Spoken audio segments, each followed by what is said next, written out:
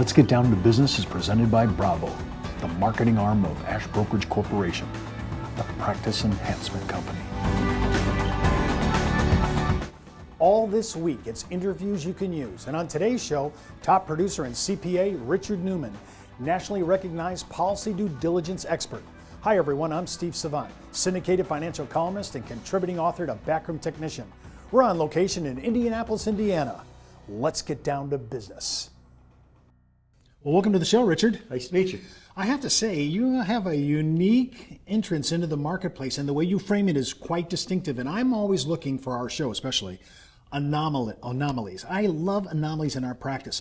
Now, I'm looking at your credentials, and I remember I have, of course, a lot of people see my good friend Ken Davis from our study group. He's highly credentialed, but CPA, PFS, AEP, and CAP. Why don't you just run me down? I get the first one, the CPA. Give me the other three. PFS is under the American Institute of Certified Public Accountants, a designation that allows us to be financial planners. Think of it as almost the CFP of CPAs. Mm-hmm. And AEP is an accredited estate planner. Much of my business is in the estate world. And the designation I'm most proud about that I recently received over the last couple of years is a chartered advisor in philanthropy, allowing us to make an impact and helping our clients understand the magnitude of the giving they can do, mm-hmm. and the impact that they can make either in their local community or whatever they define that. Isn't that, though, a very new certificate or a kind of a credential? I'm lucky enough to be invited in, and I was one of the first 500 to receive that designation. Well, now when you think about multiple designations, and you have multiple entrances into the market, but your forte, your umbrella, is really the affluent market.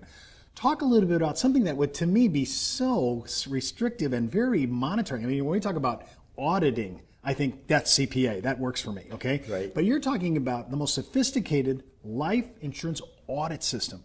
Exactly. Talk about that. Well, unfortunately, life insurance, there's some statistics out there that tell us about 70% of life insurance policies in the marketplace today have some sort of problem with them. That problem could be as foolish as it being owned incorrectly, creating a taxation. An ex-wife could be the beneficiary of a policy, and I promise you the new wife doesn't like that. Or it's possible that the policy can be replaced at a significantly reduced cost. But that's not where audit stops. Understanding why the life insurance is owned is a critical portion of the life insurance audit. That tells us whether the client should be buying more, should be buying less, or what other areas within their estate plan, their business buy-sell plan, their deferred compensation plan for their employees, what other holes are in those plans? And that's where we work with the advisors to the affluent.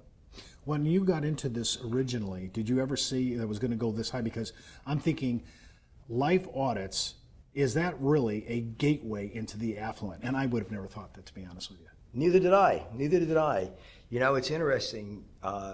We just recognized that there was so much bad product on the marketplace, and we felt that if we could just alert the professionals who are talking to their clients about the problem, mm-hmm.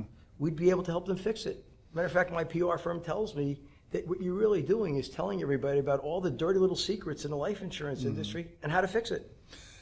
Your practice is now not only impacting the CPA community as a CPA, but you really deal with high-end attorney firms. Talk a little bit about how they really have adopted your platform as their kind of due diligence for policies. It's interesting. It's not only their due diligence. I hate to say it, but the legal community understands the law. They don't understand our business. They don't know how to differentiate between somebody that's a really good life insurance advisor and somebody that's a run-of-the-mill advisor. Mm-hmm. And the irony is, not only in our business are we helping their clients get the right product, put it in the right place, develop their needs, all those turn into the services that the CPAs render, the attorneys render for their clients. So everybody wins. The client ends up with a better product, a better plan, and the CPAs and the attorneys who are working with us end up recognizing that we're helping them generate revenue, but not walking on the street trying to find somebody new that doesn't believe in them. Mm-hmm. They're going back to their clients who've already been their client for many years, and their clients are saying thank you. When you saw this at first, when you put it together, it was kind of a co-venture with Ash Brokerage because they had their own audit system already set up. How much of that do you use in your system? Only 100%. Only 100%. Only 100%. Well, I'm sorry to say this, and it sounds so self-serving for us because our show's sponsored by them, of course. But you get to see a lot of audits. You know what it's like as a CPA. You've seen other independent marketing organizations put out what they say is an audit or surveillance or due diligence. Why'd you choose ASH's audit system? Well, I've been working with ASH for about 10 years. Not only the people that I do my business with, their family. When I got married 5 years ago, Jason Grover was my best man. But when you take a look at them, so we have a relationship, and our firm is based upon relationships. ASH's entire culture is based upon relationships. But it's very interesting what takes place with the audit, because we hear many times that banks or trust companies have companies that they pay to do an audit. And we've seen those audits, and those audits come back saying how wonderful the product is. Then they say, Richard, why don't you take a look at it? The product was fine, except our audit disclosed that we could buy twice the life insurance for the same premium. So many of those audits only focus on the product that's there. They never speak to the client. They don't understand the need for the life insurance. They don't have a clue as to the insurability of the client, their current health. And they have no idea. They don't take that audit and compare it to the market of available options. And that's what we do. So it's interesting. The name of my company is called Life Audit Professionals, not Life Insurance Audit Professionals. Because it's not just the life insurance that we audit. We understand why they have it and how to make it better. Well, when I think about that, I think that you're combining some of the higher end issues of a CPA audit with the highest end issue of one of the top IMOs in the United States, combining those two tactics to come up with the best audit. To me, that's huge. Well, we come back from the break. We're continuing our interview with top producer and CPA Richard Newman. And don't forget, you can request a copy of the life insurance audit that Richard uses with CPAs and attorneys right at www.downtobusiness.ashbrokerage.com. And you can register right on the site for all that free information. And remember to sign up for your own 30-day free trial offer for Backroom Technician at www.brt.com/trialsignup.aspx. We'll be right back right after the break. Take a close look at your hard-earned dollar. How do you think your money's doing? Are you keeping an eye on it? Is it protected from taxes, inflation, and market risk? Over time, those Washingtons could become Franklins.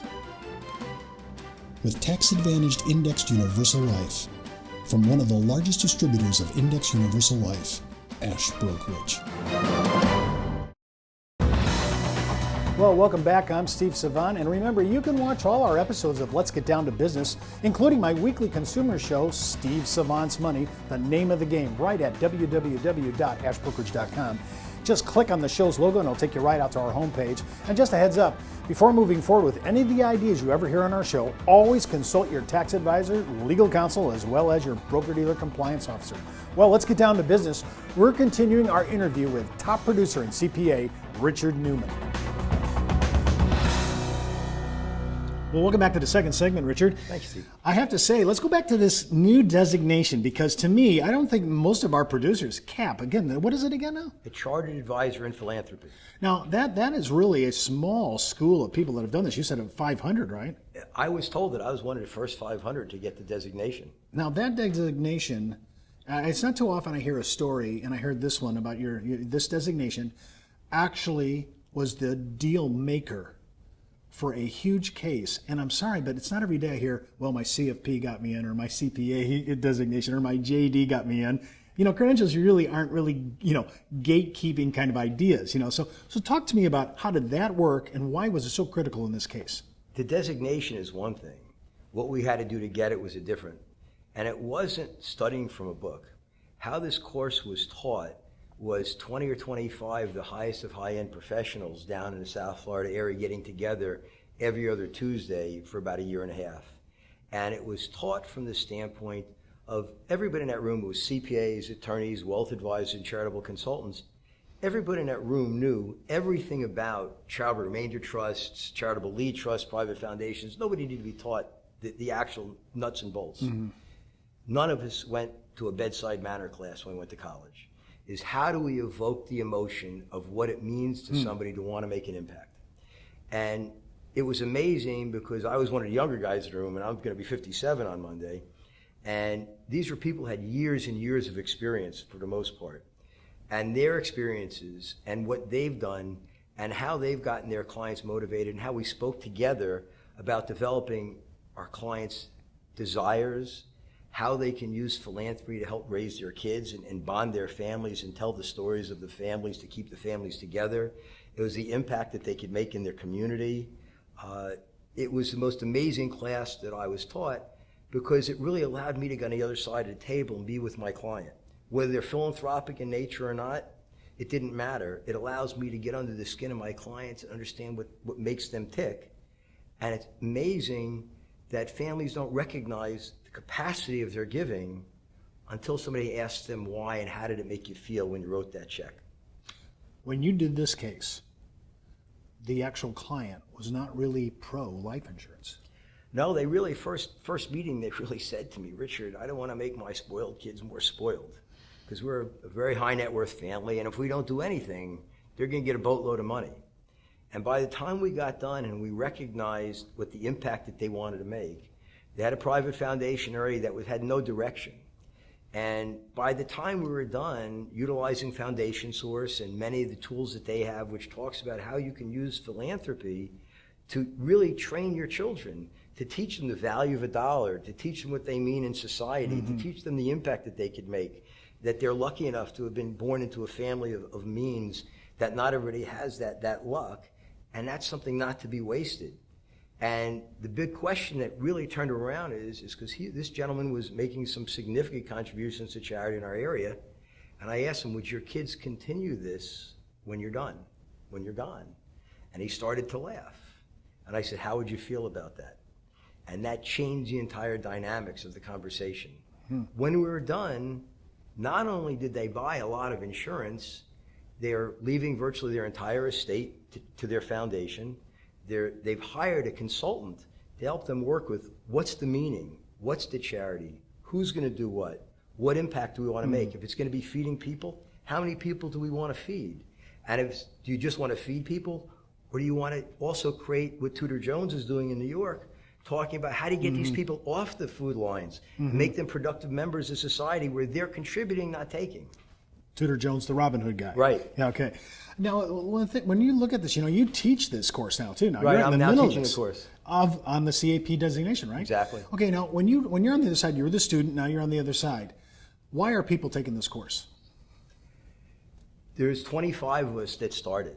We were so moved by that initial class. We've continued as a group, and we've developed a 501c6, I believe, a charitable organization called Advisors for Philanthropic Impact. We were able to create almost a movement in South Florida that we want to be able to make a difference. Where all of us have gotten to stages in our careers where we've seen the good, the bad, and the ugly. And what's our legacy going to be?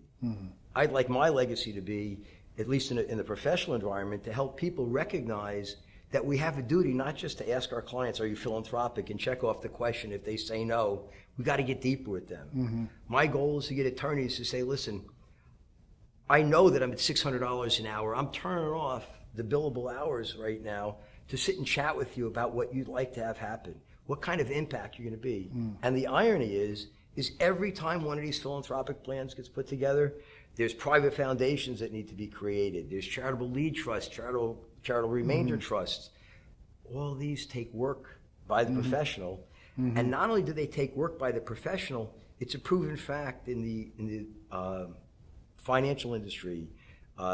Lawyers, their CPAs, they lose these clients when grandma and grandpa pass away. If you're working intimately in strategies that involve the family, do you think you've increased your chance of maintaining that client when grandma and grandpa are gone? We have about 20 seconds. This has been generating leads for affluent, high-end people, for advisors. All we want to be is a resource to the advisor, to the affluent. If we can demonstrate to them that we have a unique knowledge in the life insurance area, our goal is to make them better at what they do. When we do, business has no choice but to continue. Well, that's our show for today. Remember, you can read all my online insurance news commentary, advisor blogs, and articles right on Producer's Web, as well as my answers to consumer questions on the Insurance Library. And don't forget, you can view all our past episodes on our on-demand video section located at www.downtobusiness.ashbrokerage.com. And don't forget to follow me on Twitter, Facebook, or LinkedIn, or just email me at steve.savant@ashbrokerage.com. And remember, you could be wiser as an Ash Brokerage advisor.